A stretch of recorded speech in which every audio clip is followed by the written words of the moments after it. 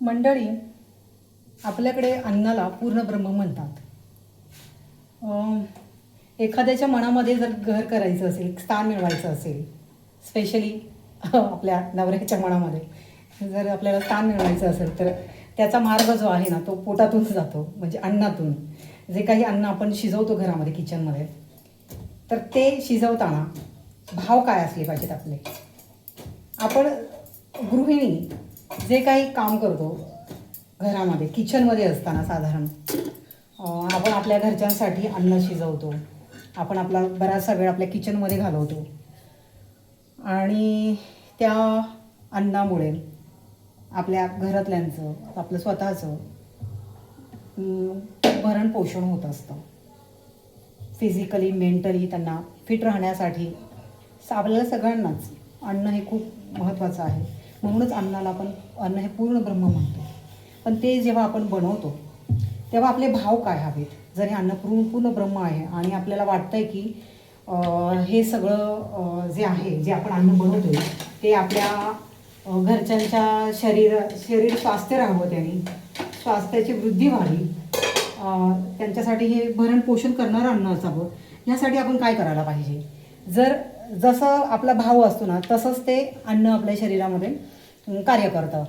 आपण अन्न बनवताना, ते प्रोसेस करताना जर आपल्या मनामध्ये राग, द्वेष आणि खूप कुत्सित भावना असेल आणि आपण चिडचिड करून मनातल्या मनात आकस घेऊन त्या व्यक्तीबद्दल आपण जर ते करत असेल, तर विचार करा, तेव्हा तो जो सगळा आकस, तो जो राग आहे, ती उद्विग्नता आहे, ही सगळी आपल्या त्या अन्नामध्ये उतरते आणि तेच अन्न आपण आपल्या घरच्यांना खाऊ घालतो. मग ते त्यांच्या अंगी लागणार आहे का? त्यांच्या मानसिक स्वास्थ्याला ते योग्य असेल का?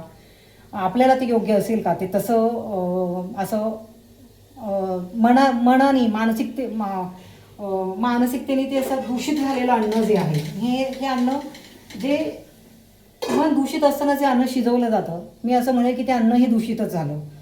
मग असं अन्न आपल्या घरच्यांसाठी योग्य आहे का? त्याने आपल्या घरच्यांचं म्हणजे फॅमिलीचं जे पोषण आहे ते होणार आहे का योग्य पद्धतीने? तर नाही होणार आहे. मग त्यासाठी आपण जेव्हा अन्न बनवतो, आपण शिजवतो, गृहिणीने हे लक्षात ठेवायला पाहिजे की ते बनवत असताना आपण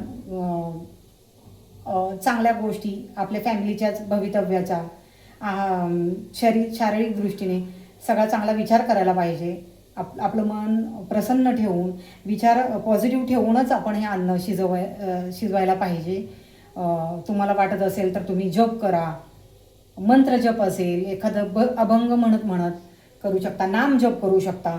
हे करत असताना तुम्ही जेवण बनवा आणि मग बघा जादू.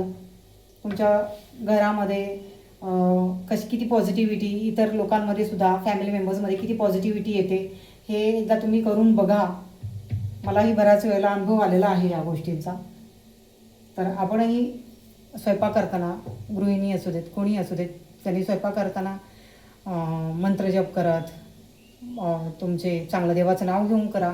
आणि हे जे अन्न आपण अशा पद्धतीने जर आपण अन्न बनवलं ना, तर ते एक प्रसाद रूप होतं. आणि प्रसाद रूप खायचं म्हटल्यावरती माणूस प्रसाद घेतल्या, देवाचा प्रसाद जेव्हा आपण घेतो ना, तेव्हा आपल्याला खूप प्रसन्न वाटतं.